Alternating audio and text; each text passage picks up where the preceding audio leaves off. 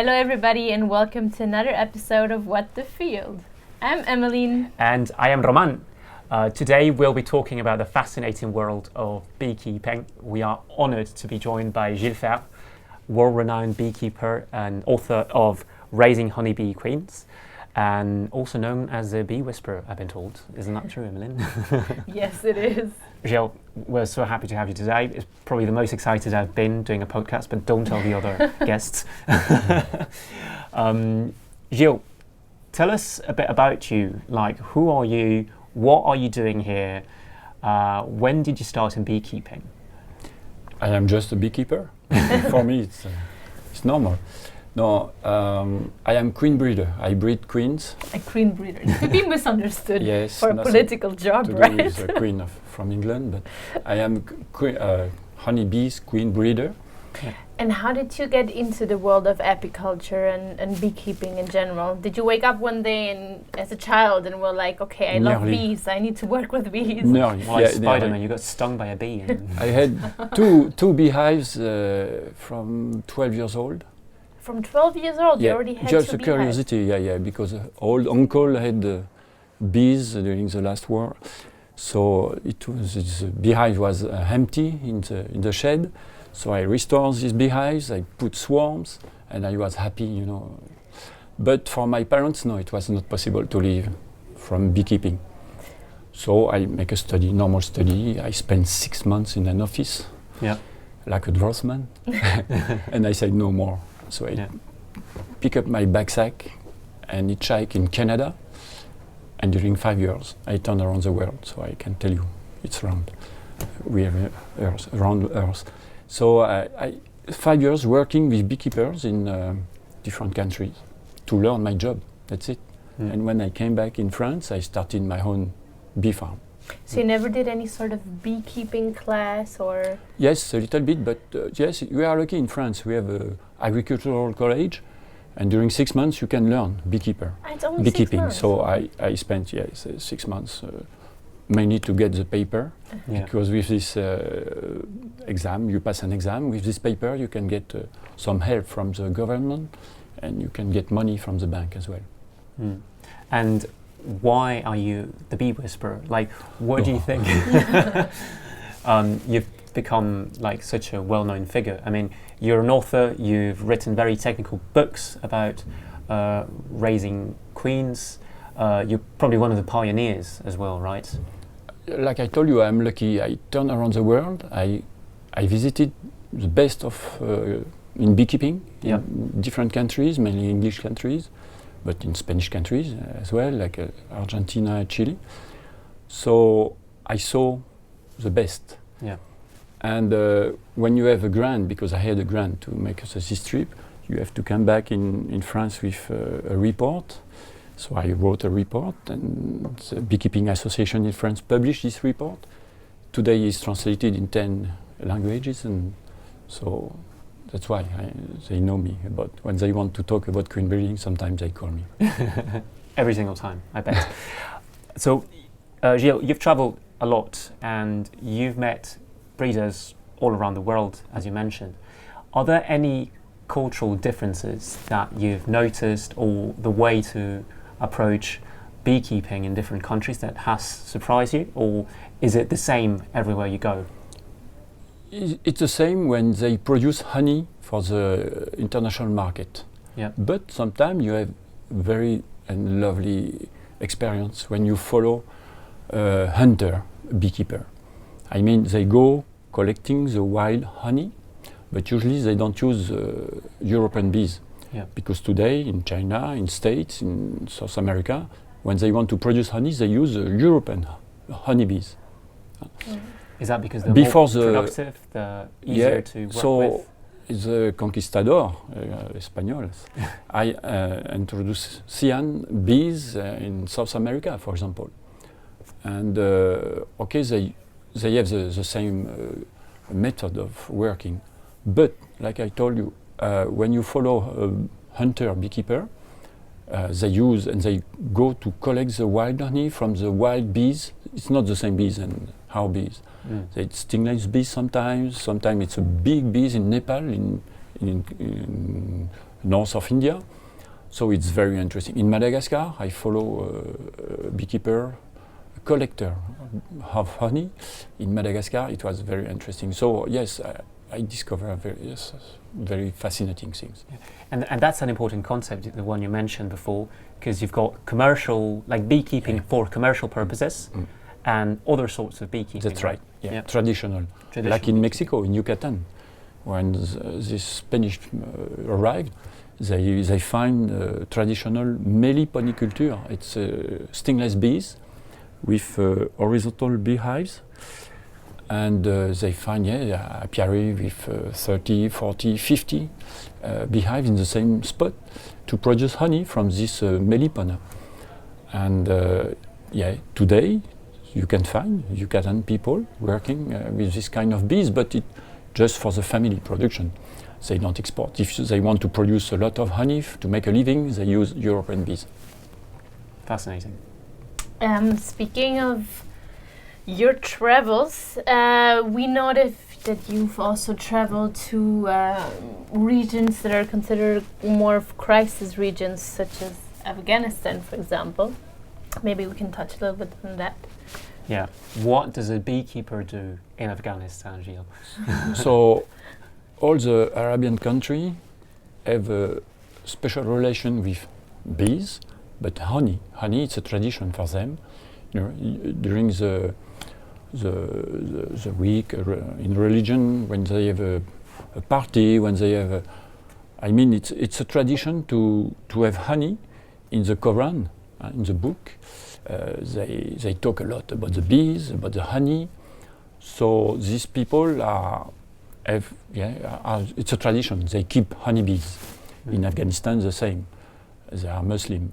So you have beehives everywhere. So Afghanistan, why? Because after the war, we use sometimes beekeeping to keep the people in the country and to develop this activity, because we know the international market need honey, so they can export honey. You have bees, you have flowers. They just need knowledge, like I said. Yeah. And that's where you come in, right? That's right, to teach. So it's kind of to boost the local economy in a way. Yep, that's right. It's very interesting. And what would you say are the other regions, except there's Saudi Arabia and all of these Middle Eastern regions, what are other regions where a lot of honey is produced? China. They use European bees to export. South America, Argentina, Chile. Canada sometimes, depends the season. Ukraine as well. Yeah, it's one of the first exporter of honey. They export a lot of honey. So we can foresee a shock in world honey markets in the coming months. Definitely. Yeah. Definitely. Yeah, like for the wheat, for the sunflower seeds as well. Yeah. Yes, in the next year will be a problem in the international market for honey. Interesting. So, Gilles, many people in recent years have become actually aware of the bees. I mean, obviously we've all known that bees existed, but bees have kind of been put on the map in the sense of a lot of NGOs making us aware that bees are dying out, which is obviously a major problem, as they're the ones that fertilize the crops, so they're necessary for food production, as we all know. Why are bees dying out? Who are the enemies of the bees? What can we do to protect them? The man is the enemy of the bees. With our activity, with our agriculture, with our car as well. Yes, so the bees, it's a very fragile animal, you know. You need 10 bees to make a gram. 1 gram, it's 10 bees. And For one bee, gram of it's a honey. fantastic animal. They can communicate, they can carry honey, pollen, they can pollinate. Most of the food we have, it's because the bees make the pollination.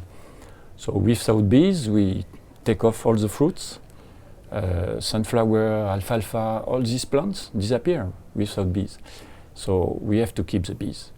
And today they disappear. The collapse disorder, for example, in States, it's 50% of the beehives can die in 1 year. In France, the last year was 30%, because we use too much chemicals in agriculture. Or not only in agriculture, they use herbicides near the main road. Even in private gardens nowadays, people, it's crazy. They're using all kinds of things.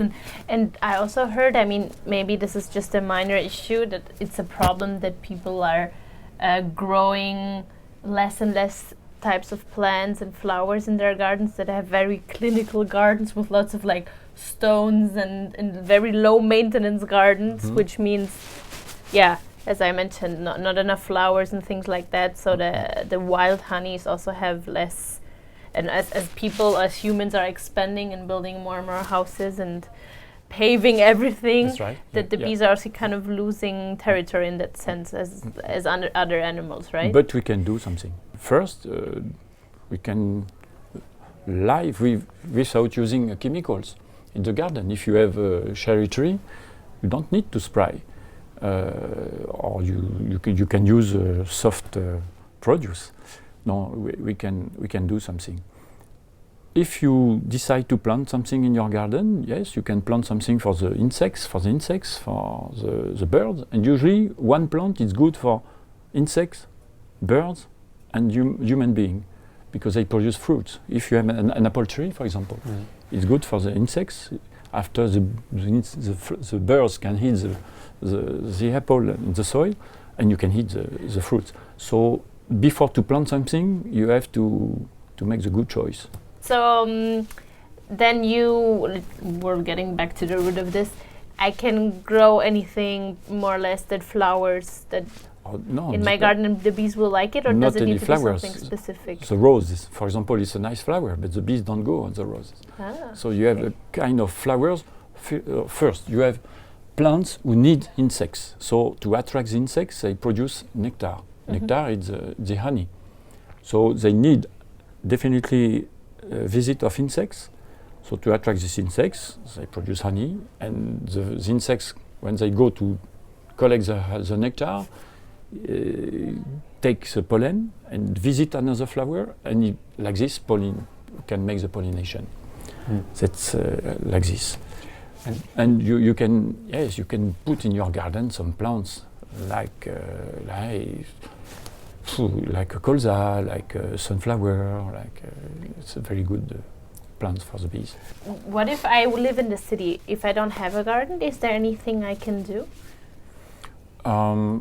With our European bees who live in a beehive, it's not so easy if you don't have a garden. Some put the beehives on the roof. In Paris, we have urban beekeeping. It's the top of the hotel. It's a new fashion to put the beehives. We have a farmer in Vienna that does that, actually. That's true. So it's very common in France, and we have the same laws in Spain. We are allowed to put beehives in a city. So you can do. But you can do something else, like to breed some stingless insects in your windows. And you put sticks, bamboo.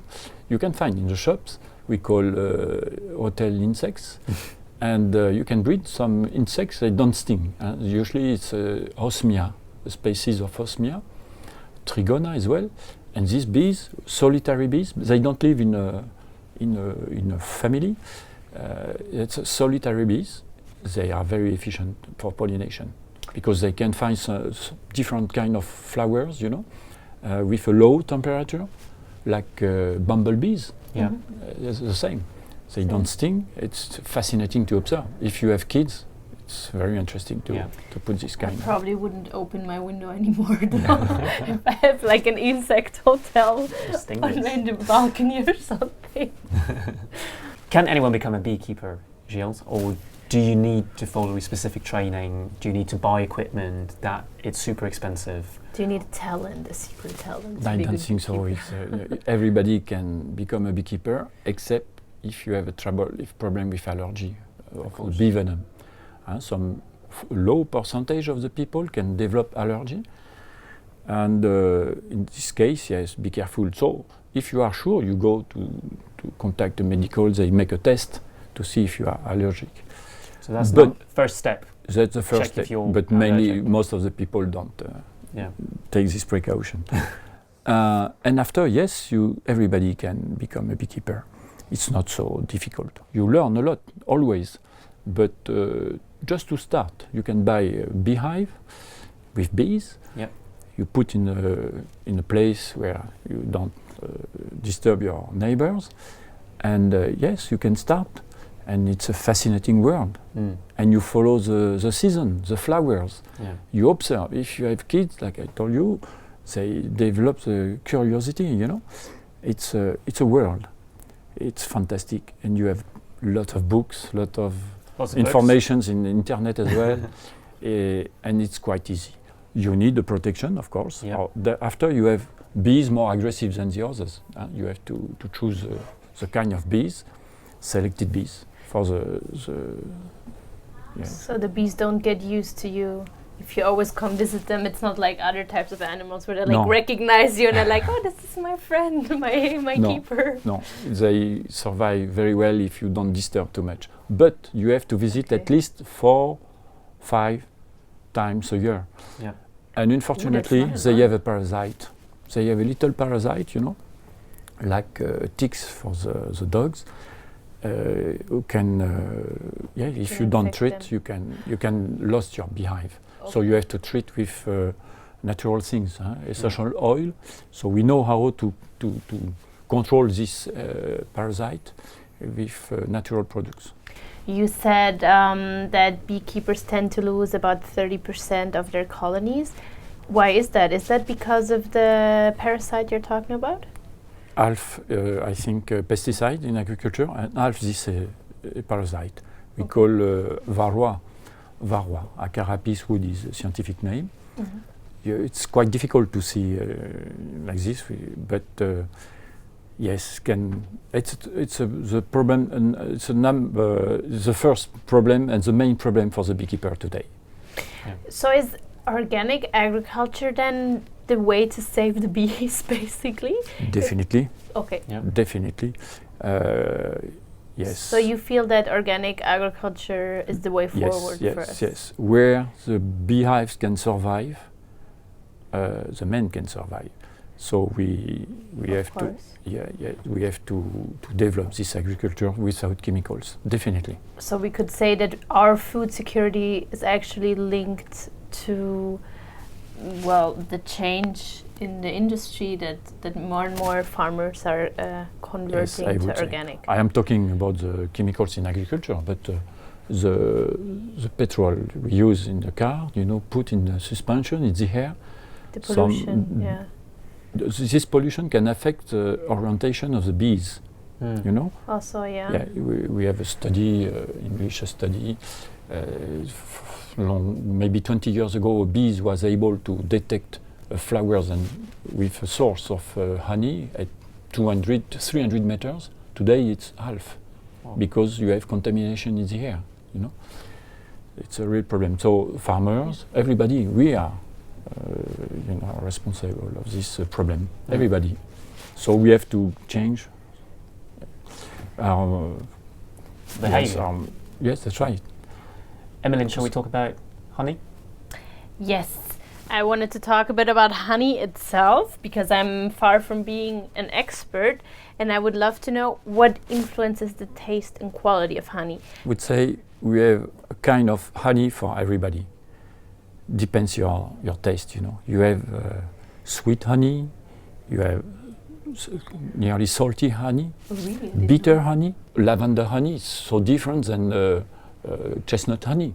So you have to find a kind of honey you like. Some people sometimes say, okay, I don't like honey. It tastes one kind of honey, but you will find the kind of honey you love. Do you have a favorite type? Yeah, lavender. Yeah. I like lavender. Doesn't it taste of soap a little? The best honey, it's honey, a natural honey you can find from your beekeeper neighbor. If you have a beekeeper around you, that's the best honey. So you're the fan of in the raw supermarkets, honey. sometimes they use pasteurized, and why they do kill they do the property of the honey And why did they do that? to Why did they pasteurize it? against the fermentation. And Honey can ferment. yes, if you have excess of water, humidity inside water, moisture, or if they keep the honey in a hot place, in some time, with the time, you know. But it's a security for the big market, you know. Yeah. So the best honey, I would say, for you, it's honey from the beekeeper you can find around you. Okay. And after you have different kind of honey, the taste, and some liquid honey and crystallized honey. Both are natural. Some honey, like acacia, or yes, azar, orange honey, citrus honey, stay quite a long time liquid, 1-2 years. Some honey like rosemary. Rosemary crystallize in 2 weeks, 3 weeks. Yeah. It's natural. Depends the composition of the nectar. And you have different kind of sugar inside, glucose and fructose. If fructose is more important, it stay liquid. If glucose is more important, it crystallize quickly. And can you do something to reverse the crystallization process? But yes, you can heat, but you know, gentle. Yeah. So kind. not to destroy Don't the put it in the properties, microwave right? at maximum. Yeah, and you have to heat slowly, Stir it. and it become again liquid. And what about what? I don't know the English word. Maybe you can help me out. Roman jalea real, Yeah, Oh. yeah, royal jelly. royal Yeah. jelly, because you know this is kind of the thing in natural health. Yeah, but yes, It's said to have a lot of benefits, but apparently regular honey doesn't have much of it. no, that's food for the queen. Royal jelly. Right. That's why we That's call why it's royal called jelly. royal jelly, yeah. Because Makes it's fantastic. sense. Inside the hive, it's fantastic. You have two eggs, two larvae, the same larva. The bees feed with royal jelly one larva. She becomes 16 days after a queen, perfect queen. The other one, they feed with honey, pollen, become a worker. It was the same larva, you know. And this worker aged 21 days after. Just it's a female without organ of reproduction, the workers. You know, just the food. So the people say, okay, it's fantastic, produce this royal jelly. I want use to become royal a jelly. queen. Yeah. But okay, we have some work, scientific work that said we can help you to stay healthy, to in the winter time. Sometimes we need vitamins, and you can use the royal jelly. Gilles, let's talk a bit about honey production and perhaps the economics as well behind honey production. How many bees do you need to produce 1 kilo of honey? And how long does it take as well? Because sometimes people go to the supermarket and people have lost this connection with what's happening in agriculture. Mhm. And myself included, sometimes I feel like things grow on supermarket shelves, Mhm. and that's not the case. And this is working in crowd farming, Roman, shame on No, you. but it's true. And to be completely fair, after started working crowd farming, I'm much more conscious about the effort that is behind the products you find in a supermarket. Yeah, same here. The average of production of the commercial beekeeper, usually they produce 10, 15 kilo, 20 kilo per hive. Per hive. But yeah, average. Yeah. But it's a lot of work for Yeah. the beekeeper. And I would say we don't pay the real price for the kilo of honey. The honey must be a higher price. Yeah. But we have in the world market Chinese production, and they put on the market so much honey, so it's difficult for the commercial beekeeper today. It's quite difficult, except the beekeeper who work without chemicals or the ecological way of production. He can sell 30% more his honey. It's the future. Yeah. We have to talk about the organic production. More and more beekeeper work in organic production. That's the future, definitely, because we can breed bees without chemicals. That's very interesting, very important. But it's a little bit more technical, but it's the future. All the young beekeepers who start the business today work in like organic production. Mm-hmm. And sorry, just to go back to the yield, you mentioned a hive can produce between 10 and 15 kilos. Average. How many bees do you have in a hive on average? Yeah, 40,000, 50,000. 40,000 bees in one hive. Wow. To 60,000. Yeah. It's like a city inside the beehives. Yeah. You know? A beehive, it's not a lot of bees, it's a super organism. Yeah. You have the queen who she lay only, she don't make something else. You have workers, you have the drones. When you take off one individual, he die. So they survive because they are all together, you know. Kind of like in medieval times. Like, Lots of workers, In the a way. royal family. You die without the community. In a way, yeah. Never thought about it. So what is the lifespan of a worker bee and what is the lifespan of a queen bee? How long do they live on average? Or maybe there's an exact depends date. the season, because in winter time they don't work so much, and they can survive Just like 4 or 5 months. Yeah. We hibernate here. And in summer just 6 weeks. Yeah, 6 weeks. 6 Yep. weeks. The bees who hatch short in life. springtime are not the same bees when they hatch in fall.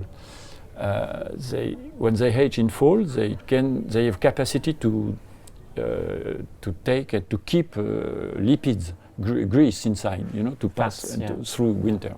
So they more or less it's 6 weeks in summertime and 6 months in winter time. Mm. And the queen 5 years, 5 years. Yep. Oh wow, she has lots That's of fantastic. adventures. and the drones few days. Yeah. It's very difficult to be It's a tough life. a drone in beehive. Tough Yeah, life. in my next life I don't want to be I want to be a one queen as drone. well, yeah. At least they have 5 good years. Or there's one major issue that actually a lot of our customers ask us about, and this is why do some beekeepers give sugar water to their bees and instead of feeding them with their own honey as nature intended? And how do you feel about this? Is this an unethical practice for you? Yeah, sometimes we have to feed when we have. You know, this climate change. It's a problem for nature, for the birds, for the insects, and for the beekeeping. It's not so easy sometimes. When we have a normal season, we don't have to feed. That's why the beekeepers move the bee hives. You know, with a truck, we go somewhere when we have flowers. So, for example, in Valence, after the blossom of the citrus, they take all the beehives and they go in mountains, in the Pyrenees or somewhere else, to find another flowers. So, in this case, they don't have to feed so much. And if we have a normal weather, we don't have to feed, and it's expensive to feed. The price of the sugar, organic sugar, it's quite high. Sometimes it's nearly the same price as the sunflower honey. You see. So to save the bees, some beekeepers have to practice this feeding. If it's well done, it's no trouble. So we cannot find the sugar in the honey. And honey, it's a very controlled produce. When they import honey, when they buy honey in the big companies, they have laboratory and they analyze the honey. It's a safe produce, I would say. But so just to be clear, so you give the bees the sugar water when they don't produce enough honey to feed themselves? When they are nearly dead, you know. Okay. Just to survive. Okay. Sometimes it's 1 year every 5 years. Sometimes. Yeah. But it's not a common practice, and like I told you, the price of the sugar is quite high, and the price of the honey is quite stable. So the beekeepers prefer to move to find another area with flowers. And it's very healthy for the bees to move like this to find another flowers, because this sugar, it's not good for the health of the beehives. You see, we have not the same immunity when we feed with sugar. When they can collect honey and pollen, it's natural, they are more healthy. Gilles, before we finish, I want to ask you your favorite random fact about bees that I can use casually at a dinner conversation. Like the strangest information you can think about bees. Something maybe people wouldn't know. A lot. Yes, when I talk about bees, different topics, I say, for example, in my bedroom, near my bedroom, near my bed, I have a nest of beehives in the wall. So when I feel bad, I have a tube and I can smell the air through my beehives. So you can imagine a bed, the beehive inside the wall, so the bees can go and work outside. They have entrance. But from this beehive, I have a tube, a filter, and they can take the air from this beehive, and it's very good for your health. And this practice will grow in the future because it's very good. We have scientific work about this. It's very healthy to take the air from the beehives. Okay. So wow, that is a random fact. That's really random. I couldn't even imagine it. Me neither. That's fun. Well, Gilles, I think we've run out of time, but this has been so enlightening. Thank you so much for being with us today. I learned so much. So, thank you everybody for listening in or watching us, and we hope you enjoyed this little field trip to the world of apiculture and how to be happy. My goodness. Thank you so much to our viewers and also to our listeners. Catch you at the next episode. Bye. Bye.